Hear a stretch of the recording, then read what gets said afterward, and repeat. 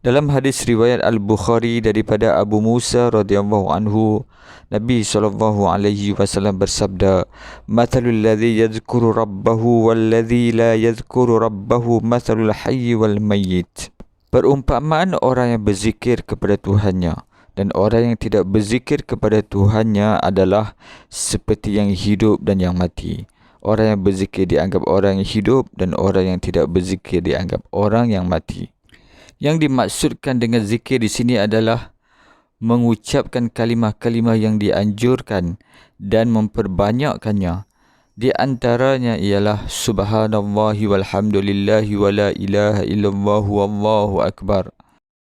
Dan kalimah-kalimah zikir yang berkaitan dengannya seperti hauqalah iaitu la haula wala quwwata illa billah, basmalah iaitu bismillahirrahmanirrahim, hasbalah iaitu hasbunallah wa ni'mal wakil, istighfar iaitu astaghfirullah dan lain-lain zikir, serta doa memohon kebaikan di dunia dan di akhirat. Fakhrul Razi menyatakan yang dimaksudkan dengan zikir lisan ialah kalimah-kalimah yang menunjukkan penyucian iaitu tasbih, pujian iaitu tahmid, pengagungan iaitu tamjid. Antara hadis Nabi yang menganjurkan berzikir seperti hadis yang diriwayatkan oleh Al-Bukhari daripada Abu Hurairah radhiyallahu anhu, Nabi SAW bersabda, "Man qala subhanallahi wa bihamdihi fi yawmin mi'ata marrah huttat anhu khotoyahu wa in kanat mithla zabadil bahr."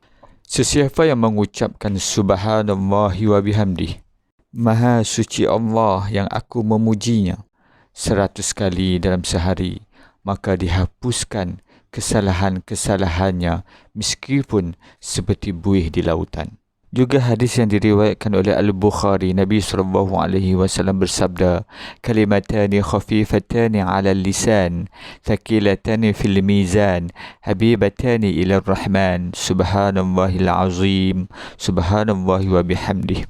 Dua kalimah yang ringan di lidah, namun berat dalam timbangan, dan dicintai oleh Allah Subhanahu wa ta'ala yang Maha Pengasih, iaitu Subhanallahil Azim, Maha Suci Allah yang Maha Agung, dan Subhanallahi wa bihamdih, Maha Suci Allah dan aku memujinya.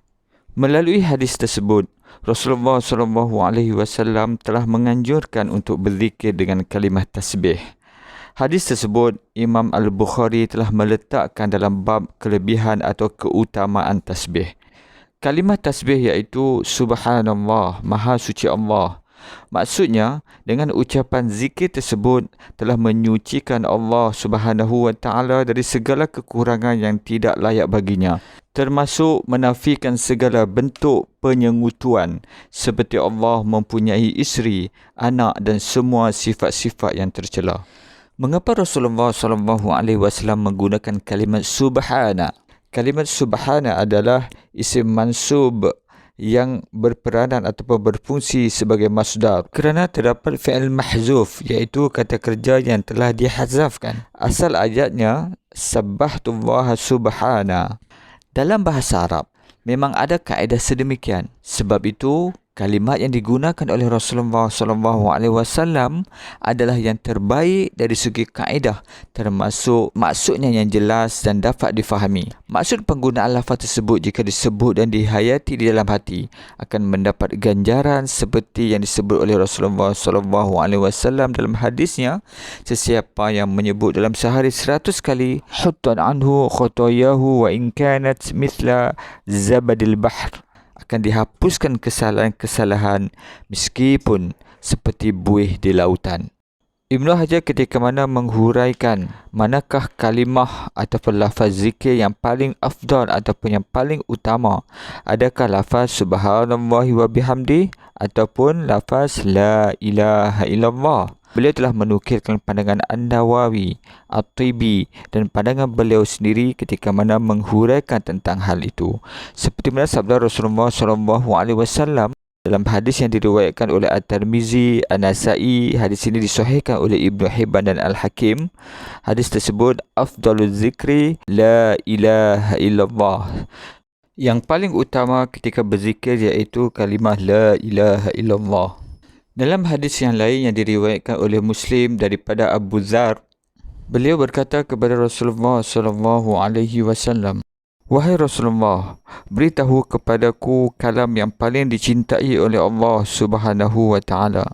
Lalu Rasulullah sallallahu alaihi wasallam bersabda, Subhanallahi wa bihamdih. Begitu juga dalam riwayat Muslim yang lain daripada Abu Dzar juga, Nabi ketika mana ditanya apakah kalam yang paling afdal, Nabi menjawab kalam yang telah dipilih oleh Allah Subhanahu wa taala kepada para malaikatnya, iaitu Subhanallahi wa bihamdih. Kedua-duanya mempunyai keutamaan dan kelebihan tersendiri.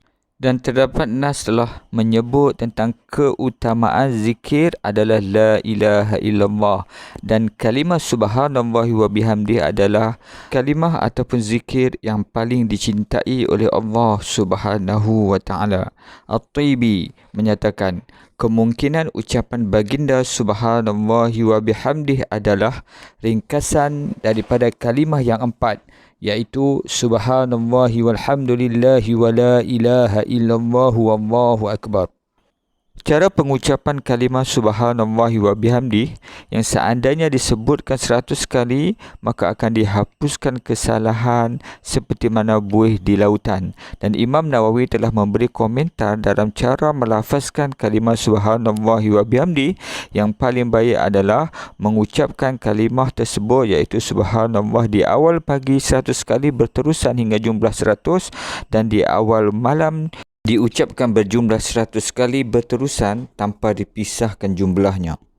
Seandainya pandangan At-Tibi itu benar, yang menyatakan bahawa subhanallahi wa bihamdih adalah ringkasan daripada zikir 4 kalimah, iaitu subhanallahi walhamdulillahi wa la ilaha illallah wallahu akbar. Ringkasan lafaz yang diajar oleh Nabi mengandungi makna yang sempurna mengikut kaedah bahasa Arab, seperti yang dijelaskan oleh Ibnu Hajar sebelumnya.